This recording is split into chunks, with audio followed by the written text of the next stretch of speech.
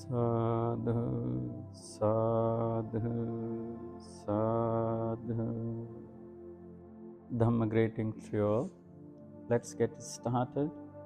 So, by following our esteemed tradition, to begin with, let's pay our respect to our teacher, who is the Lord Buddha, the worthy one, the enlightened one, the supremely enlightened one. Namo tassa bhagavato arahato samma sambuddhassa. Namo tassa bhagavato arahato samma sambuddhassa. Namo tassa bhagavato arahato samma sambuddhassa.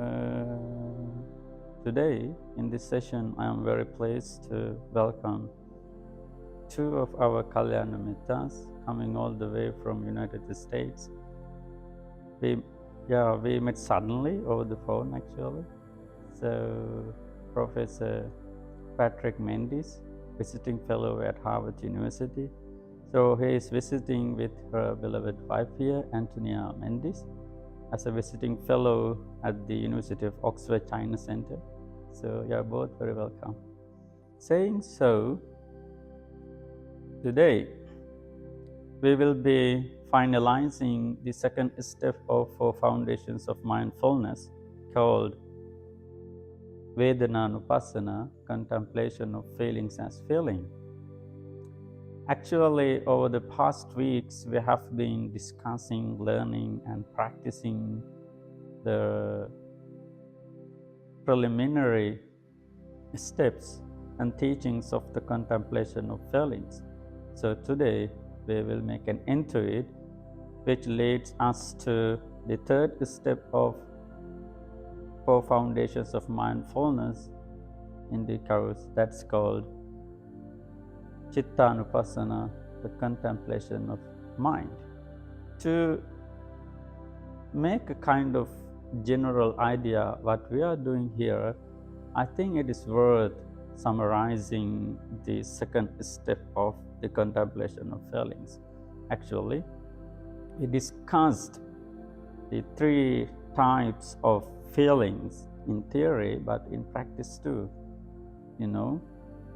with reference to the 4 establishments of mindfulness, the Mahasatipatthana Sutta composed in the Digha Nikaya. So Buddha said, Sukhang Vedana, Dukkhang Vedana, Adukkhama Sukhang, the pleasant feeling, unpleasant feeling, and neutral. It's neither pleasant nor painful, kind of in between. So then we also discussed another subcategories, the Samisa, Niramisa, which mean attached to sensual pleasure and non-sensual pleasure. We said the carnal pleasure and non-carnal, pretty much materialistic, another way, the spiritual way. So today we are kind of stepping up towards inside, which means we say in practice, drilling down the feelings towards our own emancipation for your own sake and my own sake. Then Buddha said, learning that, we need to practice more by learning in depth. Iti ajjattang va vedanasu vedananupasse viharati bahiddha va vedanasu vedananupasse viharati. We need to practice contemplation of feelings internally and then externally. What's that? It simply means to me, first you need to apply this contemplation practice to you. You need to visualize it.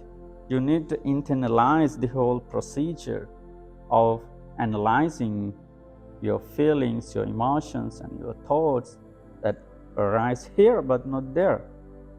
So first internally see it, to witness it, to experience it internally. In fact, the more you can witness and experience the feelings that arouse in the depths of your mind, the calmer and wiser you would become. It paves the way for yourself to see where you are, what you are up to do, what's your plan, to where you are heading off in mind. So it's internal practice. And in the same vein, this leads us to see the world as it actually is, and the way things really are. Why I'm saying so? At the beginning of the session, I think a couple of months ago, I say, to some degree, the world is all about feelings, because many people are struggling and making battles and collisions and either cultural or political conflicts between each and everyone. If you really look into that, you may see the fundamental roots of feelings, defilements, may be attached to desire, craving, and fretting for the world, or hatred, animosity, and ultimately ignorance. That's what we are trying to see. So whilst you are internally practicing contemplation of feelings, at the same time you need to see it through the lens of wisdom. Oh, the whole world is the same. The people around you, near and far, they also have feelings. They are dealing with feelings. When you see any social conflicts, you can indeed reflect it into you, seeing your own self-reflection, your own conflict. Perhaps the self-conflict can give rise to the social conflict, That's how it connects to. That's how it can bridge these two ends, the internal world and the external world.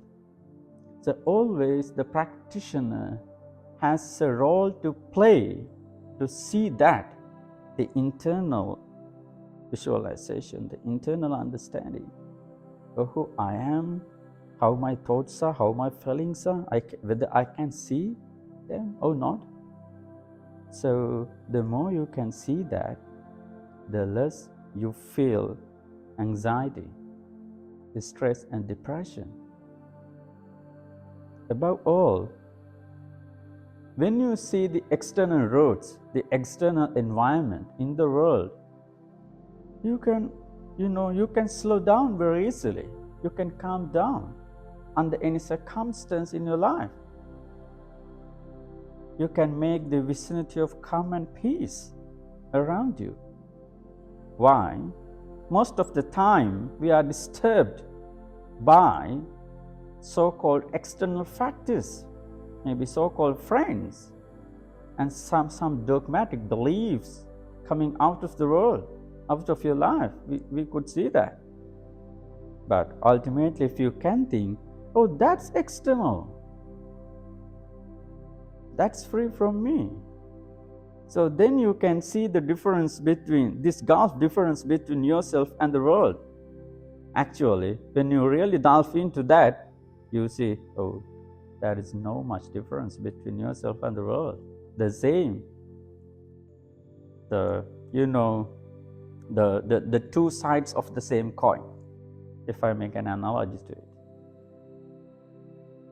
The two sides of the same coin. If I say the reality is the one and only phenomenon in the world, then this internal world and the external world, they reflect the two aspects of the same reality. Because one is all, the all is one. You are the fundamental rule of the vast majority of people, and the vast majority of people come and derive from one single person, So this internal and external understanding playing a vital role in bringing a light of calm and wisdom into your life. So that's part of Vipassana. That's part of insight meditation practice. For this reason, after explaining all the primary steps in the second mindfulness practice, the Buddha explained that. More importantly, he then said, Iti samudaya dhammanupassiva viharati vaya dhammanupassiva viharati. Samudaya vaya dhammanupassiva viharati. You see, when a feeling, when anger, for example, when your desire comes out of your mind, whether you can see it or not, the arising, the nature of arising, when it goes away from your mind, I wonder if you have the confidence, if you have the certain degree of faith and practice to see that whenever it comes in, it arises, and then it falls away. Whenever it appears and then it disappears. These subtle moments, the subtle psychological dynamics of your mind. Can we see that? Perhaps now you can see that, because now you are perfectly in such a vicinity. But out of that, when you are living in the real world, what I mean by the real world, maybe in your workplace, with your family, with your neighbors, with your friends, with your colleagues, with your near and far people. Can you see that? When you are confronted by some unprecedented events, situation, unexpected situation, because of your friends, your family, your children, somehow, can we see that? How it drastically comes out of your mind, then how fast it goes away from your mind. It appears and disappears. So, the contemplation practice, the feelings, it is all about feelings we are talking right now. The pleasant, unpleasant, and neutral. They are all attached to lust, hatred, and ignorance, and also conversely, your generosity, your loving kindness, and wisdom. We should have the capability to see all the vicissitudes of our mind, of our feelings. This is not a single, simple learning or practice. I wouldn't say that. But whenever I speak of this doctrine, you could feel, oh, that's very easy. That's very easy peasy. But never. Whenever put into practice by yourself, you see how hard it is to see your feeling, either good or bad, wholesome or unwholesome. At the very moment it comes through the soil of your mind, at the very moment it goes away from your mind. Your anxiety, your stress, your depression. You know, the real problem is that the people have not developed the mental culture to see transparently. They have the solidity and vitality in their mind to see that. If they can see, that is the very first step to begin with for the real resolve of all sorts of psychological enigmas within us. So that's why this insightful contemplation tells us to the perfect understanding of life in depth. That's a profound exploration within us. So, not only that, we still need to expand the horizon of our practice. Then, Atti Vedanativa Panassa Sati Pachapatita Hoti Yavadeva Jnana Mattaya Patissati Mattaya Anisithoti. Indeed, how you can think of any feeling, any motivation that coming in your mind without your consciousness, without your present moment awareness. Without your momentary awareness, you couldn't say, oh, I'm angry. I'm angry with you. I desire for something. I am blind due to some reason. We couldn't say that. Every feeling is rooted at to the extent of this bare awareness. Other than that, there is no feeling. We couldn't talk about of any feeling. We are like a dead body. As long as our awareness, our conscious experience is alive, or we could say, I have loving kindness, I have desire, I have anxiety or depression, and so forth. So this identification of feeling is subject to our awareness. If we have not developed the awareness, or if, very simply, if I am not mindful about the present moment, the very present moment I am living right now, I cannot talk about anything else. That's why ultimately we tend to say, in reality, the world is akin to be an illusion, akin to be like a magic, akin to be like a dream, like a miracle. Whether it seems to be so, whenever we reach out to it, we cannot grasp it, we cannot get it, just like a dream. In a dream, we think, oh, that's true. But whenever we wake up, we cannot catch it up, because it has already passed away. Or it's no longer alive. Like a flash, like a bubble in the water, like our own shadow. Even though we can see it, whenever we try to catch it, never we cannot. It has already gone. You see, the appearance and reality, these are two different things. We see the appearance is real to the extent of our bare awareness, our preliminary mindfulness. So, but in true reality, the appearance is false. In practice, you could see that. So please keep in that mind, understanding the dual natures of appearance and reality. Whatever appears to your mind, whatever appears to your five senses, that's not ultimately real.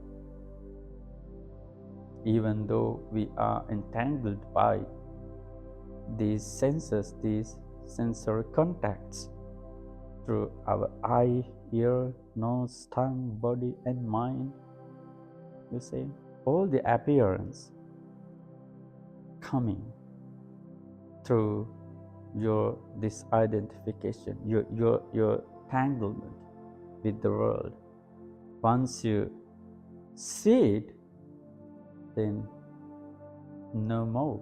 Then Buddha says that Atti Vedanativa Panasa Satipachapatita Hoti Yavadeva Jnana Mattaya Patissati Mattaya Anisitocha Viharati.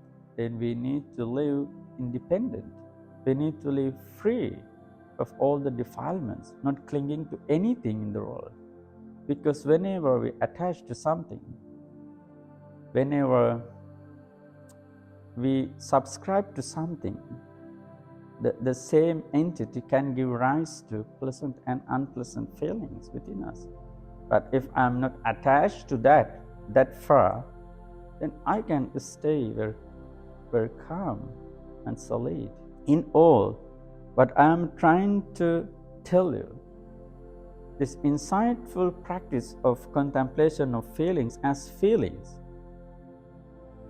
is very helpful to make a good maneuver in your life. Just see feelings as feelings, not take as serious as you gain it. Take them as just feelings. So the ultimate nature of feelings, they come and go. They appear and disappear. They arise and then finally falling away. We cannot stick to them. We cannot hold on to them forever. That's the problem. We hope things from people, or if I feel this and this, this and this, so we hope and we expect them to be the same as today for forever. But it never happens. It never happens. You can see the constant flowing flux within us.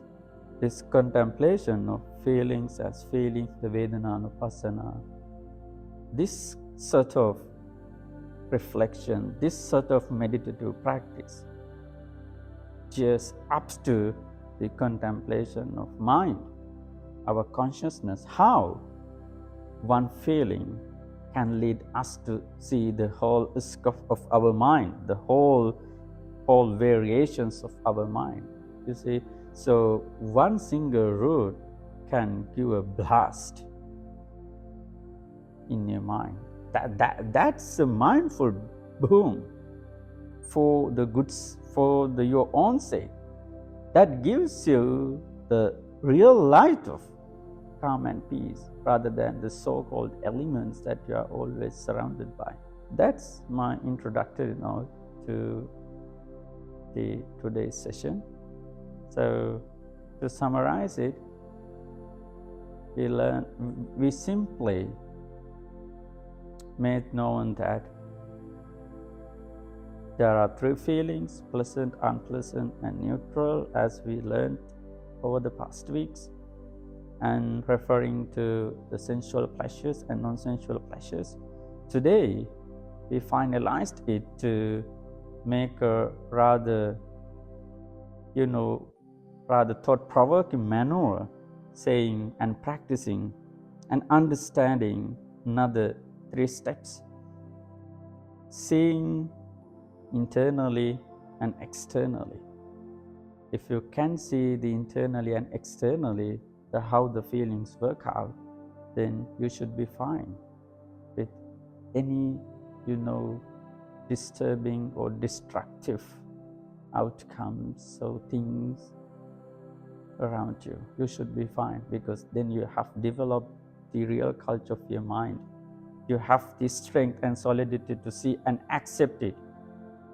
So whenever you can accept whatever comes in, then that's complete. But whenever you do not accept, that's endless. Which means then you have to keep accepting all the forms of sorrow, pain, and tears. To accept it, you need to understand the feelings as feelings. That means internally and externally. Then the second, arising phenomenon and vanishing phenomenon, the appearance and disappearance, they come and go. Never stick forever. Nothing sticks forever. Finally, there is no chance, there is no moment to clinging to anything in the world forever. So whatever we experience through our sensory perception, that's due to our awareness through our mind and body. Once they are gone, then everything is gone. So they are all, the mutually conditioned. That's why the all conditioned things are impermanent. They are mutually dependent. So we are experiencing codependent world. You see, there is nothing, a world that's called a free world, independent world. No, we are all dependent. one way or another, more or less. Some forms or other forms. So if you can see this reality, then I think you can slow down for a bit. The more you can slow down, the more you see here. Then the outer world should be fine. If you can settle down here, then there also should be fine. But without settling here, inside the mind, in the inner world, we cannot work out for the peace of outer world. First, you need to establish the peace in the inner world, then you can sort out everything else.